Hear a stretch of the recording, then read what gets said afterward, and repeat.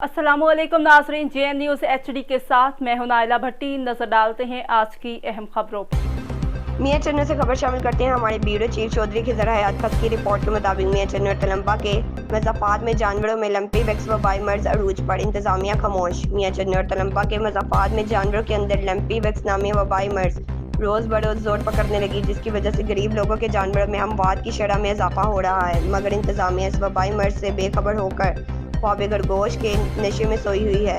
Government की तरफ से अभी तक किसी शहर, गांव या देहात में सरकारी तौर पर कोई वैक्सीन मुहैया नहीं की गई और ना ही कोई इस बीमारी को रोकने के लिए सद्भाव किए गए। मियां चन्नू और तलम्बा की आवाम का आला हुकाम से मुतालबा है कि वेटनरी स्टाफ को हंगामी बुनियादों पर जानवरों में फैलने वाली इस मौजी बीमारी की रोकथाम और इससे बचाव के लिए हिफाजती इक़दाम किए जाएँ और सरकारी तौर पर इसकी वैक्सीन मुहैया की जाए। और साथ ही वेटनरी डॉक्टरों को हिदायत जारी की जाए कि वो गांव-गांव जाकर गरीब आवाम की जानवरों की हिफाजत के लिए इनको इलाज मुहैया करे। अगर बर वक्त इस मौजूद बीमारी की रोकथाम ना की गई, गरीब लोगों का लाखों रुपए का माली नुकसान होने का खदशा है।